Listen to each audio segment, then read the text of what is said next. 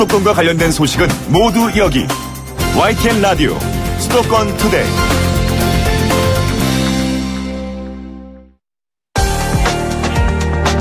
투데이 포커스. 붕괴 위험이 있어서 입주민들에게 퇴거 명령이 내려진 서울 강남구 삼성동에 있는 대종빌딩에 대한 응급 보강 작업이 이번 주에 진행됩니다. 정밀 진단에 앞서서 철근이 드러난 기둥에 보강제를 더 씌워서 안전성을 확보하겠다는 겁니다. 하지만 이마저도 신중한 접근이 필요하다는 지적이 있습니다. 부서진 기둥 외에 다른 구조물의 상태도 점검해야 하기 때문인데요. 대종빌딩은 1991년에 완공된 지하 7층, 지상 15층 규모 건물입니다.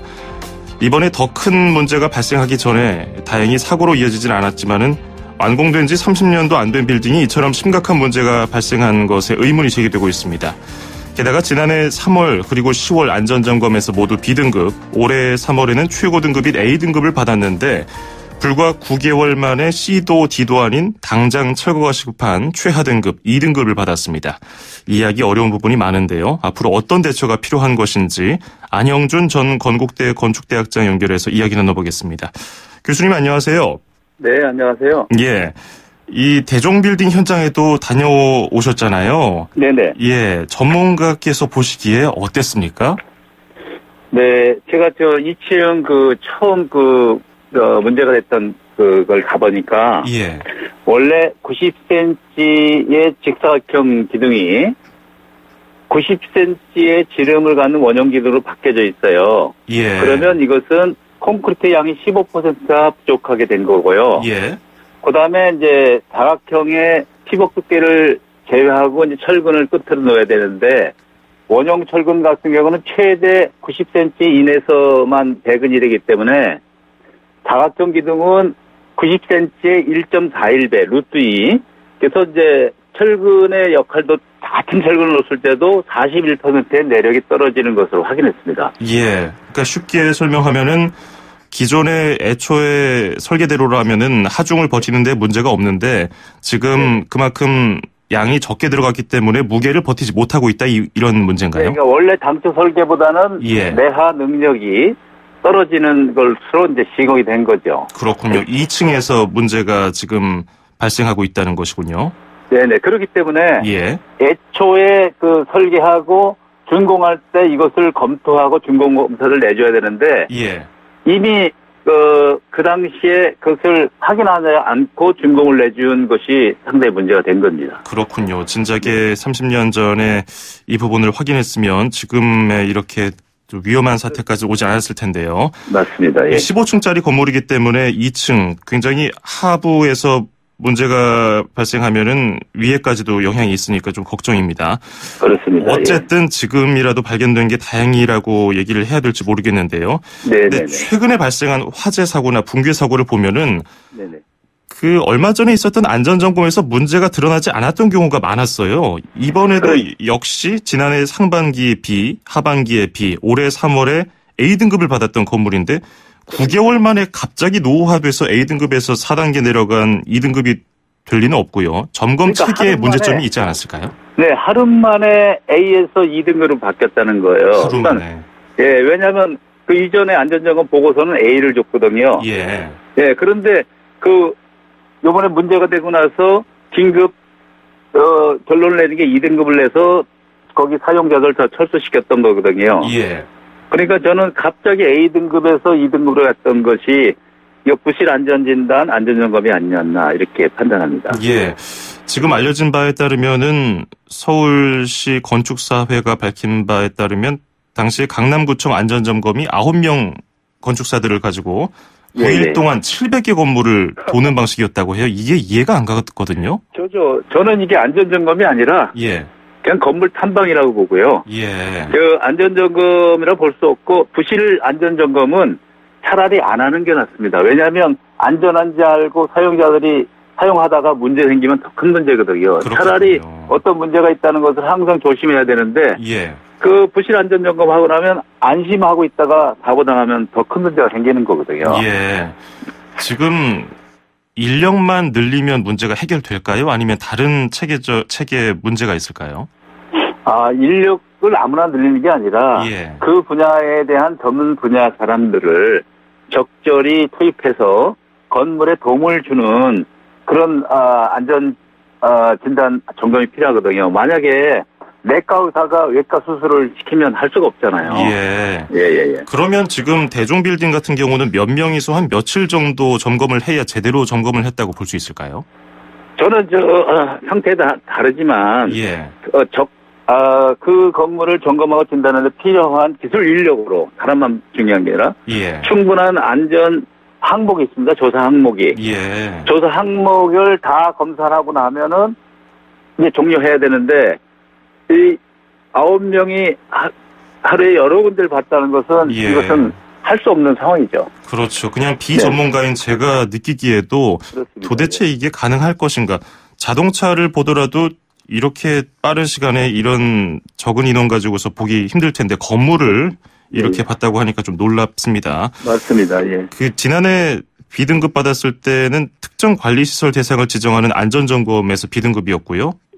올해 A등급 받은 것은 전국적으로 시행된 국가안전대진단이었는데 두 점검 기준이 다릅니까? 아니면 같습니까? 똑같습니다. 똑같습니다. 이제 보는 사람에 다르지만 예. 그렇게 지금 2등급 받을 정도로 심각한 상황의 구조물을 A, B로 냈다는 것은 저는 이해할 수 없습니다. 그렇군요. 예. 그리고 또 한 가지 부실공사 가능성도 제기가 됐습니다. 이런 네네. 그 설계 문제와 더불어서 두 번째 문제 제기인데요. 네네. 지난주 있었던 현장 브리핑을 보면은 앞서 말씀해 주신 것처럼 처음 설계보다 좀 성능이 떨어지도록 지었다는 보고가 있었는데 네네. 특정 시기에 지어진 건물들의 상태가 특히 부실할 가능성도 됐어요. 이 건물이 네네. 91년에 완공됐으니까 건물 규모로 봤을 때 80년대 후반에 지어진 건물이에요. 어떻게 보십니까? 네, 그 당시에 이제 신도시 개발 때문에 자재 파동이 있었습니다. 시멘트가 부족하고 철근도 제대로 된 철근이 없던 경우가 많았는데 예.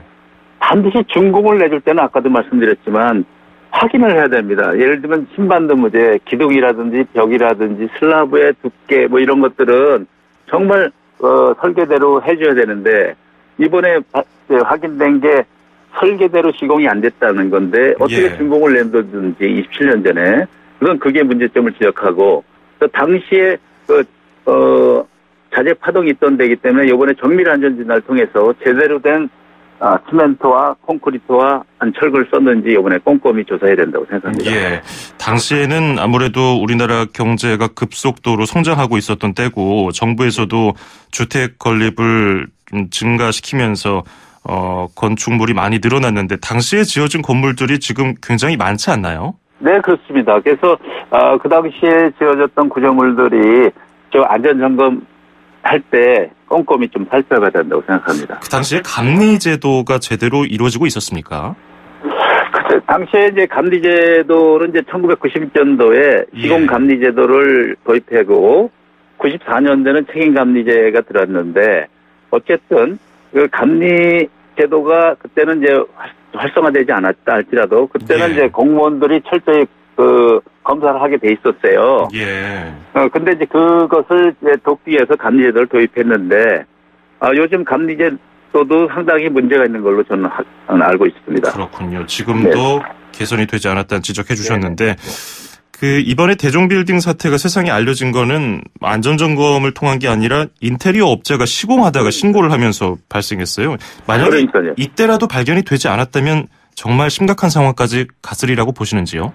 네, 아무도 안전에 대해서 보장할 수가 없는 거죠. 그래서 이번에 다행스럽게 정말 어처구니 없게 전문가가 아닌 인테리어 업자가 신고를 했다는 것은 다행스러운 일이라고 봅니다. 그래서 이 대종빌딩뿐이 아니라 사용자들이라든지 아니면 안전관리 책임자든지 자기가 맡은 그 구조물에 대해서는 꼼꼼히 안전에 대해서 확인할 필요성이 있다고 봅니다. 예. 이제 응급보강공사가 모레부터 19일부터 시작될 예정인데요. 응급보강공사는 어떤 식으로 실시가 되나요?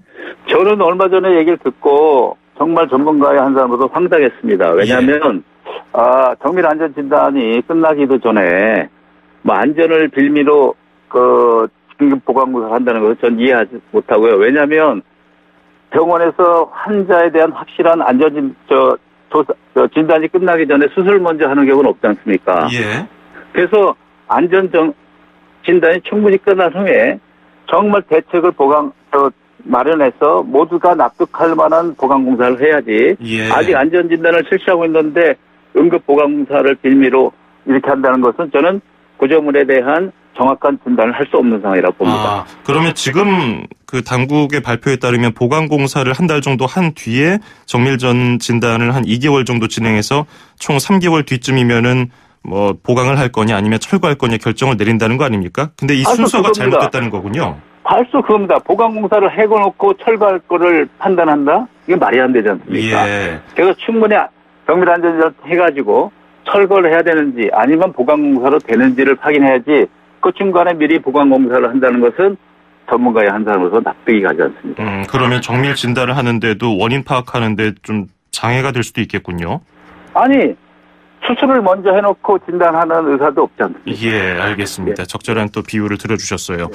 그러면 만약에 정밀 진단을 먼저 해야 된다고 한다면 만약에 지금 당국이 밝힌 것이 아니라 지금 교수님이 말씀하신 대로 정밀 진단을 먼저 해야 한다면 어떤 부분을 가장 먼저 봐야겠습니까? 우선 이제 재료가 제대로 시공에 투입됐는지를 확인해야 됩니다. 콘크리트의 강도는 제대로 나온 건지, 예. 철근의 양은 제대로 했는지, 그래서 또 크랙은 어느 부위가 갔는지, 그래서 이제 각종 철근 탐사 장비라든지 강도 테스트를 하고 그걸 가지고 구조물을 전체를 해석하게 됩니다. 컴퓨터를 가지고 구조 해석을 해서 예. 과연 이게 사용을 해도 되는 건지 안 되는지 그때 판단하고 만약에 보강을 한다면 보강한 것을 투입해서 또 다시 구조 해석을 해서 충분히 안전하다 할 때는 보강공사를 해서 할 수 있고 그걸로 가지고도 할 수 없다 할 때는 뭐 철거라든지 다른 조치를 취해야 되겠죠. 예.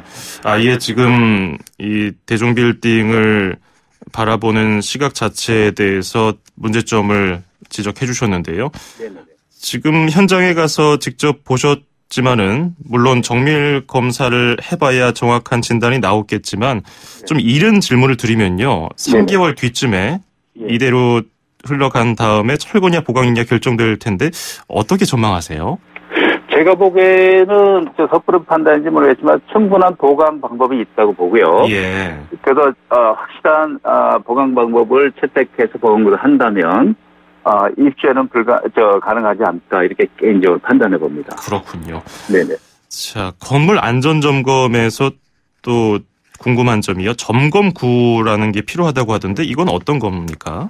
그러니까요. 우리가 의사가 환자를 볼 때 그냥 파카 옷을 입고 조사를 못하죠.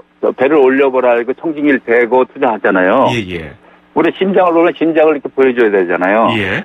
근데 지금은 마감이 다 된 상태에서 그 구조물 기둥이라든지 보라든지 슬라브를 볼 수가 없어요. 예. 그래서 우리가 구조 해석을 할 때 가장 위험한 부분, 우리가 다른 부분 심장 부분을 이렇게 개폐구를 눌러가지고 그걸 열어보고 진단하고 다듬으면 되거든요. 근데 예. 지금은 다 마감이 돼 있기 때문에 그 건축주라든지 사용자들이 마감 부위를 조사할 때마다 뛸 수 없잖아요. 예예. 그렇기 때문에 적절하게 어느 부위를 조사를 해야 하는 게 가장 적합한지 고기 부위에 점검구를 넣고 점검을 열고 측정하고 닫고 하면은 확실한 안전 점검이 할 수 있을 텐데 요즘 그런 현실이 안 돼서 안타깝습니다. 그렇군요. 네네.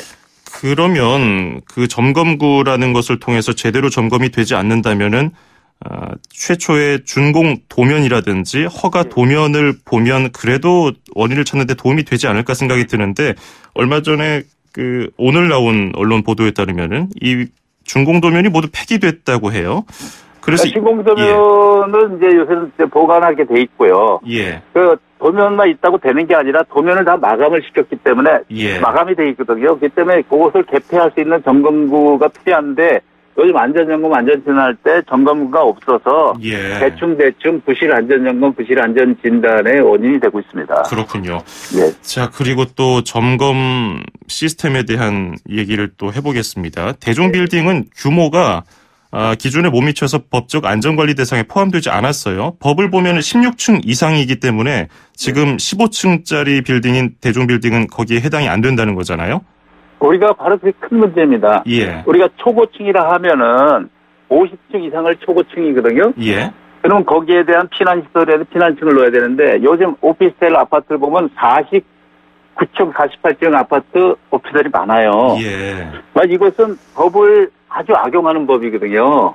그 때문에 이번에 대종빌딩은 15층이란 말이죠. 예. 그래서 3종으로 지정이 받기 때문에 우리가 그 이하라 할지라도 3종 건물로 지정을 받으면 안전점검을 하게 돼 있습니다. 법적으로. 예. 네네. 그래서 지금 다행히 대종 건물이 3종으로 지정돼 있어서 이것도 이제 우리가 유지관리해야 되는 대상이 된 건물입니다. 예.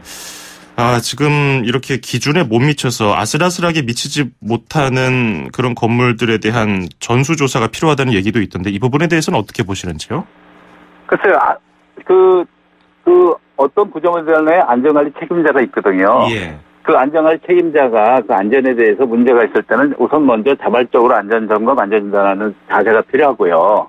만약에 그런 문제가 그 사용자들이 발견됐을 때는 그것이 보고를 해서 구청이라든지 건물주라든지 보고를 해서 스스로 안전점검, 안전진단하는 그런 자세가 필요하다고 봅니다. 그렇군요. 네. 예, 오늘 도움 말씀 궁금한 점 많이 잘 들어봤습니다. 고맙습니다. 네. 네, 지금까지 안형준 전 건국대 건축대학장이었습니다.